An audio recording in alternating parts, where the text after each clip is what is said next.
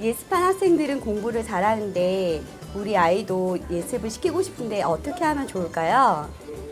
아이들이 공부를 이제 잘 하게 하려면은 예습이 굉장히 중요하다는 얘기를 많이 들었는데 그 예습을 어떻게 하면은 예습을 아이들이 잘 할 수 있도록 이렇게 지도를 할 수 있을까요? 아이들이 예습을 스스로 하지를 않습니다. 그래서 어떻게 하면 아이들이 스스로 예습을 할 수 있을지. 소리치지 않고 화내지 않고 우리 아이 공부시키기. 오늘의 주제는 우리 아이 예습 어떻게 시킬 수 있을까요?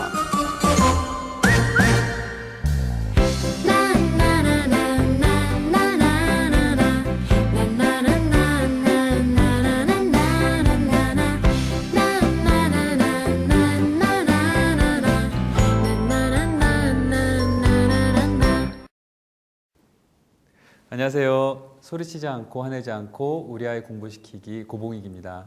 네, 예습을 어떻게 하는지 우리가 알기 전에 먼저 알아야 될 것이 예습을 왜 해야 하는지에 대한 이유입니다. 예습을 해야 하는 이유는 크게 두 가지가 있는데요. 우선 첫 번째는 우리가 배울 수업 내용에 대한 흥미를 유발하기 위해서고요. 두 번째는 그 수업 내용을 전체적으로 잘 이해하기 위해서라고 생각하시면 됩니다. 예습을 하게 되면 어른이나 아이나 낯선 것을 처음 배울 때보다 간단한 예습을 하고 나면 그 수업에 대한 흥미가 생기고요. 긍정적인 기대감이 생기게 돼요. 그래서 그 수업을 더 집중하고 그 수업을 잘 듣게 되는 효과가 있고요. 그리고 두 번째는 우리가 공부를 할 때 숲을 먼저 보고 나무를 보는 게 더 효과적인 공부법이거든요. 그래서 내가 이 전체적인 흐름을 한번 훑어본 아이는 오늘 수업 시간에 이렇게 선생님께서 설명을 했을 때 지금 어디쯤 지나가고 있구나라는 걸 알게 되기 때문에 전체적인 내용과 흐름을 더 잘 이해하게 됩니다. 이것이 예습을 하는 두 가지 이유입니다. 네, 예습을 하는 첫 번째 효과적인 방법은 먼저 단원 학습 목표를 보는 거예요. 많은 학생들이 단원 학습 목표를 잘 보지 않고 그냥 무작정 공부하는 경향이 있는데요. 단원 학습 목표에는 이번 단원을 통해서 배울 핵심 내용들에 대해서 적혀져 있고 우리가 이번 단원을 통해서 얻고자 하는 기대하는 바가 적혀져 있습니다. 그것을 먼저 보고 나면 짧은 글을 통해서 이번 단원에 대한 전체적인 내용들이 파악이 되게 되고요. 내가 이번 단원을 통해서 이건 놓치지 말아야 되는구나라는 걸 알게 됩니다. 뿐만 아니라 학습 목표와 관련한 내용이 시험에도 많이 출제되는 경향이 있어요. 그래서 그것을 모르고 세부적인 것만 많이 공부하게 되면 시험도 잘 못 볼 수 있기 때문에 제일 처음 예습에서 해야 될 중요한 것은 단원 학습 목표를 보는 겁니다. 네, 단원 학습 목표를 보고 난 다음에 그 다음에 반드시 봐야 될 것이 바로 내용이 아니라 제목과 목차예요. 목차 같은 경우에는 크게 세 가지로 구분이 되어 있는데요. 대단원, 중단원, 소단원 이렇게 구분이 되어 있습니다. 그래서 그 대단원, 중단원, 소단원이 어떻게 이루어져 있는지 그것을 먼저 보는 것이 예습에서 굉장히 중요해요. 제가 재밌는 그런 방법을 하나 알려드리고 싶은데요. 바로 목차 유추 예습이라는 방법입니다. 목차 유추 예습을 지금 제가 여기 계신 분들과 한번 간단하게 해보도록 하겠습니다. 우선 내일 어떤 학생이 과학 수업을 배우게 되는데 그 과학 수업에 대단원의 이름이 지구와 태양계라는 대단원이에요. 내일 사실 이 학생은 그 대단원의 첫 번째 중단원의 첫 번째 소단원만 배우거든요.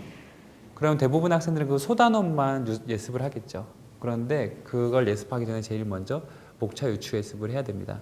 목차 유추 예습을 한번 해볼게요. 내일 배울 내용의 대단원이 지구와 태양계라고 그랬죠. 그럼 그 지구와 태양계라는 대단원에는 두 개의 중단원이 존재하는데 첫 번째 중단원은 뭘까요? 유추해 보는 겁니다.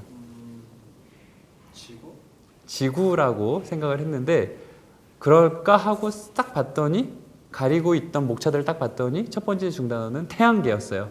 아, 태양계구나. 이제 알았죠. 자, 그 다음에 그런 태양계라는 중단원의 첫 번째 소단원은 총 3개 소단원이 있는데 첫 번째 소단원은 뭘까요? 태양의 구성?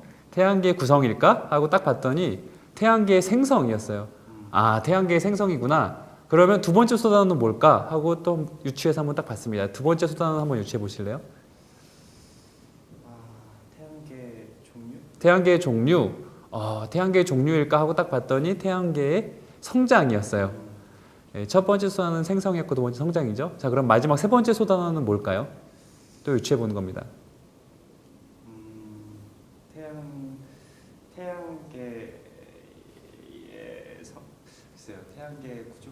태양계의 구조가 아닐까 하고 딱 봤더니 태양계와 은하계의 관계가 세 번째 소단원이었어요. 우리는 지금까지 다 틀렸어요. 다 틀렸지만 괜찮습니다. 맞추려고 하는 게 아니에요. 지금까지 우리가 틀렸지만 본 거 가만히 떠올려 보면 아마 다 기억이 날 거예요. 왜냐면 유추해서 봤기 때문에 기억이 납니다. 근데 더 재밌는 건 뭐냐면 그 다음 두 번째 중단원부터는 거의 다 맞히실 거예요. 자, 두 번째 중단원은 뭘까요? 첫 번째 중단원은 태양계였죠. 두 번째는 지구, 그렇습니다. 정답입니다. 그러면 두 번째 중단원의 첫 번째 소단원은 뭘까요? 지구의 생성? 그렇죠. 정답입니다. 지구의 생성이었죠. 왜냐하면 첫 번째 중단원이 태양계의 첫 번째 소단원이 태양계의 생성이었으니까 이것도 지구의 생성. 그러면 두 번째 소단원은 뭘까요? 그러면 지구의 성장. 네, 지구의 성장이 아닐까 하고 봤더니 맞았어요. 지구의 성장입니다. 자, 그럼 세 번째 마지막 소단원은 뭘까요? 지구와 태양계 관계? 지구와 태양계의 관계. 정답입니다. 지금 두 번째 중단원부터 두 번째 중단원의 세 가지 소단원 다 맞추셨거든요. 왜 우리가 이걸 맞출 수 있었냐면 우리 PD님이 머리가 좋아서가 아니라 이 대부분의 목차들은 이렇게 구조적으로 만들어져 있습니다. 그렇기 때문에 우리가 목차를 유추해서 예습하다 보면은 놀랍게도 그 구조들을 파악하게 되고 우리 머릿속에 전체 지식이 체계화가 되게 돼 있어요. 정말 놀라운 건 지금 우리가 5분도 안 돼서 유추해서 예습을 했죠, 목차들을. 이걸 거의 다 외우고 계실 거예요. 제가 한번 여쭤볼게요.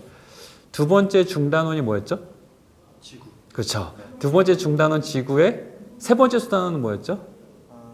지구와 태양계. 네, 거의 다 외우고 계시죠. 머리가 좋아서 외우신 게 아니라 우리가 유추해서 예습했기 때문에 외우게 되는 겁니다. 이렇게 되면 우리는 지금 내일 비록 배울 내용은 첫 번째 중단원인 태양계의 첫 번째 소단원인 태양계 생성에 대해서 배우겠지만 이렇게 5분 동안 목차 유추 예습을 함으로써 전체 숲이 보이게 되고 이제 우리는 내일 그 숲 속에서 어디를 걸어가게 되는지를 알게 되기 때문에 정말 공부를 잘하는 아이가 될 수 있죠.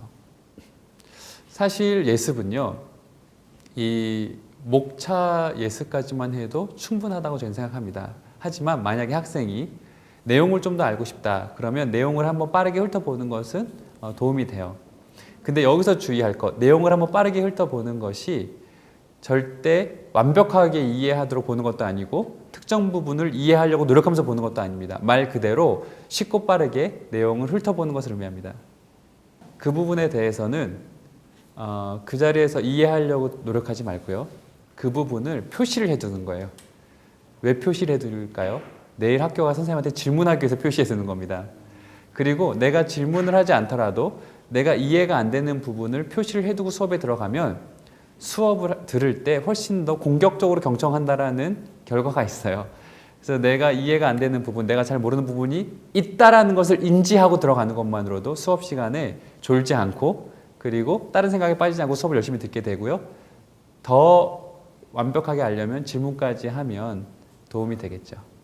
네, 결론부터 말씀을 드리면 선행학습은 대부분의 학생들한테 독이 됩니다. 왜냐하면 우리나라 중고등학생들 중에 90%에 가까운 학생들이 하루에 학교에서 하는 모든 수업을 다 듣는 것을 성공하지 못하고 있다라고 그 설문조사 결과가 나왔어요. 그러니까 학교에서 6교시나 7교시를 다 듣는 학생은 10% 정도, 즉 3명 한 반에 4명 정도밖에 안 되는 걸로 나왔죠. 그런데 이 4명의 공통점은 뭐냐면 집중력이나 의지력이나 인내력이 아니라 수업을 열심히 들었던 학생들의 공통점은 수업 흥미였습니다. 수업에 대한 흥미가 있는 학생들은 수업을 성공하는 반면에 철이 들어도 수업에 흥미가 없으면 집중력이 있어도 의지력이 있어도 수업을 실패한 경우가 많죠. 그런데 선행학습은 놀랍게도 수업 흥미를 떨어뜨리는 주범으로 나와요. 그렇기 때문에 수업 시간에 열심히 안 듣게 되고 그리고 두 번째, 선행학습은 수업뿐만이 아니라 전체 공부를 잘하게 만드는 공부 희열도라는 것도 떨어뜨리는 주범으로 보통 이야기가 됩니다. 무리한 선행학습을 많이 하다 보면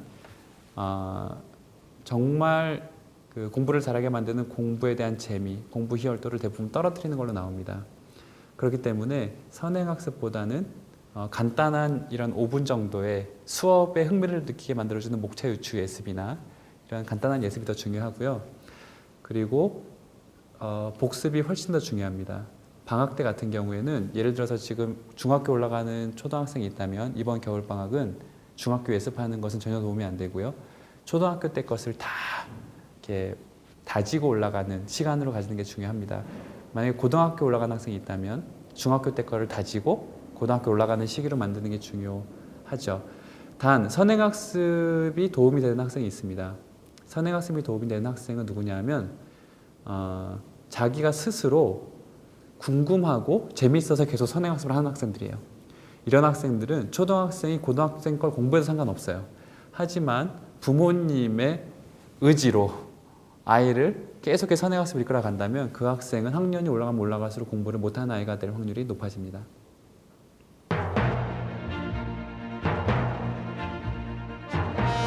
예습하는 데 많은 시간을 쓰느라 정작 중요한 공부를 놓치고 말았던 오늘의 주인공을 위한 고봉익 대표의 해결책.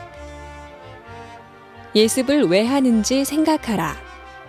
예습은 학습할 내용에 대한 흥미와 호기심을 유발하기 위해서 한다는 사실. 단원 학습 목표를 읽고 제목과 목차를 통해 배울 내용을 유추해보라.